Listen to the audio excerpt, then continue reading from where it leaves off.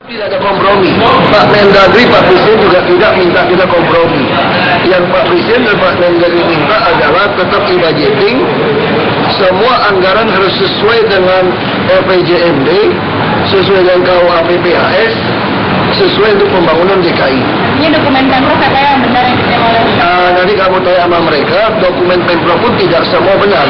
Tadi pun dipaparkan juga masih ada oknum-oknum SKPD yang belanjakan alat tulis kantor gila-gilaan juga. Makanya e-budgeting enaknya gitu. Langsung kita bisa tahu nanti mau dipindahkan ke dalam porsi pembangunan. Termasuk sistem TKD dinamis kita juga bicara tentang soal pungutan pajak. Kalau pakai pungutan pajak, keenakan PNS DKI. Karena mana aja duitnya gede, beda dengan daerah lain. Kita mesti ubah di dalam yang wajar itu dinamakan dinamis, saya bagaimana ngaturnya. Jadi saya bersyukur hari ini betul-betul SKPD diajarin cara nyusun yang benar. Cara diajarin bagaimana menghadapi kalau ada permainan tentang proses. Nah, jadi ini bagus banget. Karena kenapa DKI ini selama ini puluhan tahun melakukan banyak kesalahan sebetulnya. Nah, sekarang kita luruskan. Yang saya paling senang juga apa? Ini kan bukti apa yang disebutkan oleh Pak Jokowi akhirnya jadi kenyataan. Kenapa Pak Jokowi meminta saya tahan dulu? Pak Jokowi khawatir kalau Mendagri Presiden yang tidak sevisi dengan kita e-budgeting, habis kita. Makanya karena hari ini tidak bisa lakukan karena Pak Jokowi yakin tunggu beliau ke istana dulu katanya. Makanya hari ini baru kami lakukan. Pasti Mendagri sepakat sebagai kalian tadi kan, bahwa proses angket silakan, proses hukum silakan, yang penting APBD DKI tidak boleh disandung. Karena nanti akan merugikan warga DKI. Pak Ahok, berapa rupiah yang dievaluasi ke Mendagri dalam? Ya, itu pernyataan yang kami kutip kemarin setelah menemui Menteri Dalam Negeri begitu. Saya ingin kembali dulu ke Pak Iswandi. Pak Iswandi, tadi Anda sebutkan tanggal 13 itu adalah batas akhir untuk menyelesaikannya semua. Maksudnya menyelesaikan ini dari pihak gubernur dan juga DPRD haruskah kemudian menyamakan ini? Atau seperti apa, Pak? Jadi begini, rancangan ini dievaluasi Mendagri. Paling lambat tanggal 13 harus diterbitkan keputusan menteri tentang hasil evaluasi. Kemudian hasil evaluasi itu harus ditindaklanjuti oleh pemerintahan DKI, gubernur dan DPRD selama waktu 7 hari. Nah, setelah mereka sepakat nanti terhadap penyempurnaan, itulah ditetapkan Perda APBD. Sekali lagi bahwa ini proses evaluasi. Dalam rangkaian evaluasi kita butuh klarifikasi karena yang membuat APBD ini, DKI ini dan semua daerah itu adalah Pemda dan DPRD. Berarti itu paling lambat. Kalau lebih cepat dari tanggal 13 itu akan semakin baik proses evaluasi. Ya, ini batas waktu sampai tanggal 13 itu batas waktu untuk Pemda dan DPRD-nya atau batas waktu evaluasi bagi Kementerian Dalam Negeri? Batas waktu bagi Kementerian Dalam Negeri paling lambat. Nah, kita berharap secepat mungkin itu. Kemudian Pemda dan DPRD punya batas waktu juga untuk menindaklanjutinya 7 hari. Yang pada dasarnya bahwa ini adalah belanja publik harus segera diselesaikan dokumen budgetnya yang kita sebut dengan APBD. Pak, tanggal 13 paling lambat batas waktu untuk Kementerian Dalam Negeri menyelesaikan evaluasi ini dan membutuhkan klarifikasi seperti yang terjadi siang tadi salah satunya begitu kan. Nah, kemudian ada 7 hari lagi bagi Pemda dan DPRD menindaklanjuti begitu ya Pak ya. Kalau ini tidak ketemu Pak, apa langkah paling lambat itu? Kalau tidak ditindaklanjuti juga? Kalau tidak ketemu berarti tidak ada persetujuan bersama. Ya, undang-undang mengatakan bahwa memungkinkan untuk ditetapkan peraturan gubernur tentang APBD, tetapi sebelum ditetapkan harus mendapat pengesahan Menteri Dalam Negeri. Karena APBD harus ada. Ini sudah 3 bulan kita tertunda atau delay dalam fungsi optimalisasi pelayanan publik di Jakarta. Yang dievaluasi oleh Kementerian Dalam Negeri atau menggunakan APBD tahun sebelumnya? Oh, itu ada pembatasnya maksimal seperti APBD tahun 2014.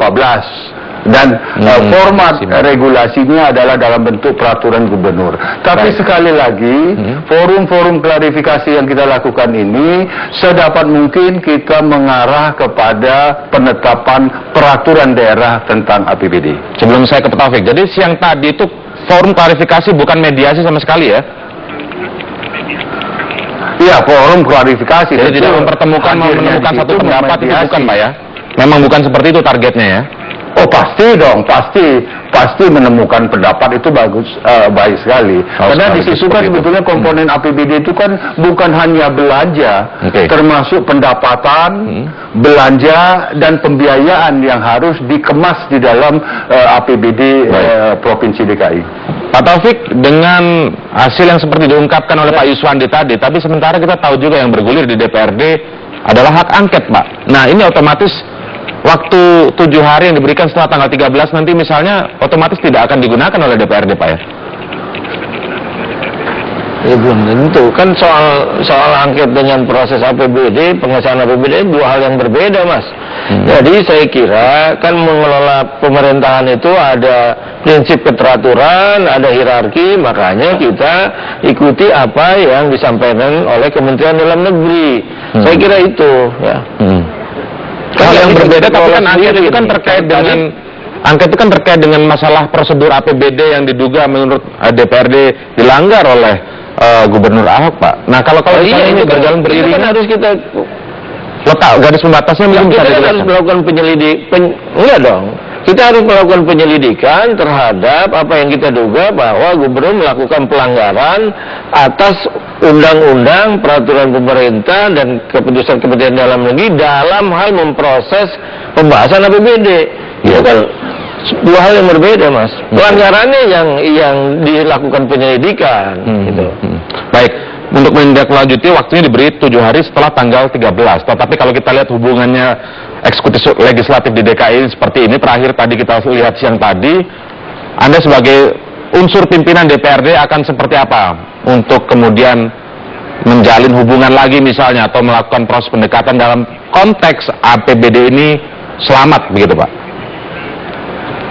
Iya, saya kira kita ikuti aja apa yang nanti disampaikan Kementerian Dalam Negeri, karena memang prosesnya mesti seperti itu.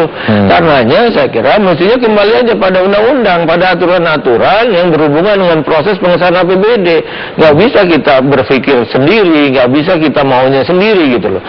Ada panduannya, ada tuntunannya, yaitu undang-undang dan peraturan-peraturan yang berhubungan dengan proses pembahasan dan pengesahan APBD. Oke, kita kembali dulu ke Pak Yuswandi karena hasil dari perbincangan ini tentunya adalah menanti kepastian tentang APBD. Intinya APBD untuk DKI Jakarta, pembangunan DKI, gaji seluruh karyawan Pemda dan juga hal-hal yang lain terkait dengan APBD itu tetap akan ada, Pak ya, tidak tersandra dengan permasalahan ini. Ada jaminan itu kira-kira, Pak, dari Kementerian Dalam Negeri? Oh iya. Jadi sekali lagi bahwa fungsi pemerintahan daerah itu harus jalan. Manakala sekarang pun jalan, tetapi sangat limitatif ya, gaji pokok, tunjangan tertentu, pemeliharaan, belanja listrik dan sebagainya. Nanti kita tetapkan di dalam bentuk perda atau kalau ada opsi yang tidak bisa bertemu lagi, pada akhirnya dimungkinkan untuk kira-kira paling lambat dari seluruh proses yang ada dengan segala ketegangan ini, APBD DKI akan turun kapan, Pak? Kami lihat, kalau lihat time frame-nya, waktunya itu tanggal 13, kemudian kemungkinan kita punya paling lama tanggal 24, 7 hari bagi Pemda dan DPRD.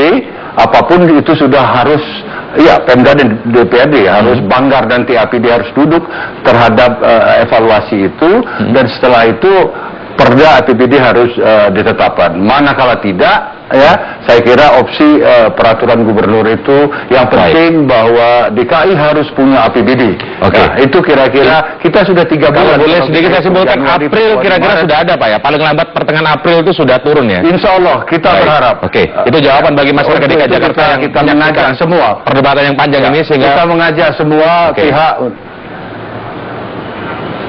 Betul, betul. Itu saya kira April Inti dari semuanya, harusnya Pak, ya. sangat rasional bahwa semua harus dibiayai. Bukan hanya belanja, pendapatan juga termasuk pembiayaan. Oke, baik. Terima kasih Pak Yuswandi Tumenggung atas waktunya bersama kami di Prime Time News. Saya ucapkan terima kasih juga untuk Pak Taufik, Wakil Ketua DPRD DKI Jakarta di Prime Time News. Selamat malam, Pak. Terima kasih. Tetaplah bersama kami, pemirsa Prime Time News akan kembali bersama rekan saya Ralph Tampu Bolon dengan informasi dan juga sekaligus diskusi jelang eksekusi duo Bali 9. Australia menawarkan barter narapidana. Selengkapnya akan kita bahas dalam segmen dialog bersama Ralph Tampu Bolon.